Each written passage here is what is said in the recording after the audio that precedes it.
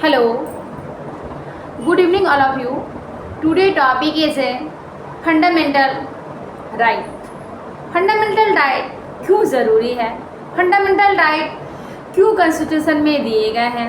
Fundamental right को हमें क्यों जानना चाहिए? मैं बताना चाहूँगी। बिफोर कॉन्स्टिट्यूशन, जब ब्रिटिशर का राज्य था, हमारे पास, आपके पास कोई राइट नहीं थे। यहाँ तक कि जीवन जीने का राइट नहीं था।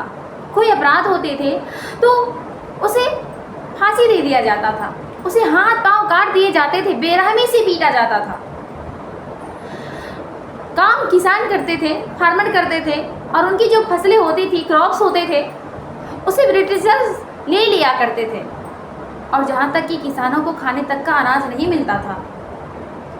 सो आफ्टर कॉन्स्टिट्यूशन, जब कॉन्स्टिट्यूशन को बनाया गया तो इन सारी बातों को ध्यान में रखते हुए फंडामेंटल राइट का एक प्रोविज़न ऐड किया गया, जो कि फंडामेंटल राइट जो हमारा है कॉन्स्टिट्यूशन के पार्ट 3 में प्रोवाइड किए गए हैं। पार्ट 3 में आर्टिकल जो है 12 to 35 तक हमारा फंडामेंटल राइट प्रोवाइड किए गए हैं।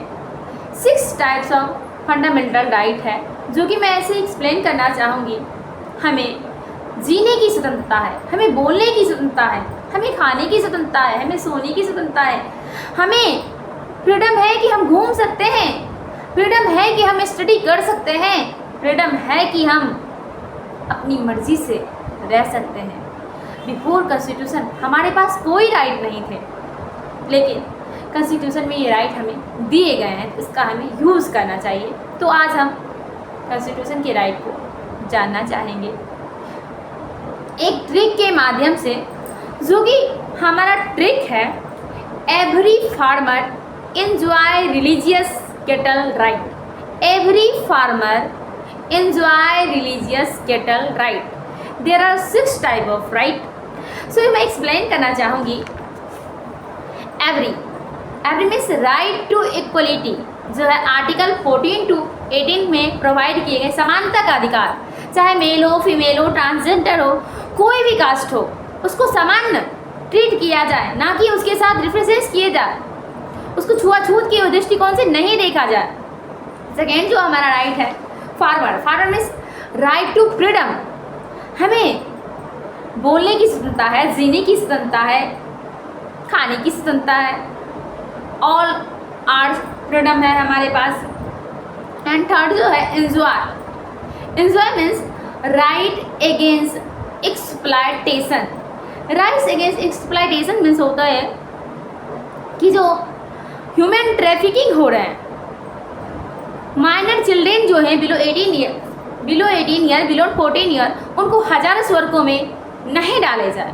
फैक्ट्री में छोटे छोटे बच्चों से हार्ड वर्क का काम, जैसे शीशे की फैक्ट्री है, चूड़ी की फैक्ट्री है,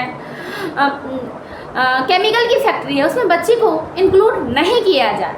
ये हमारा आर्टिकल 23 to 14 में प्रोवाइड किए गए हैं, जो कि कॉन्स्टिट्यूशन देता है।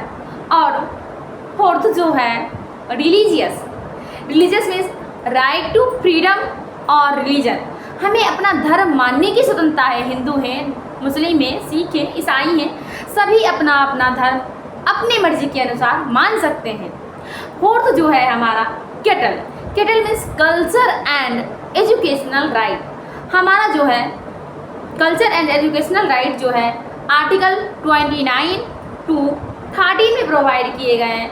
हमें अपनी संस्कृति और हमें अपनी एजुकेशन, पढ़ाई की स्वतंत्रता है।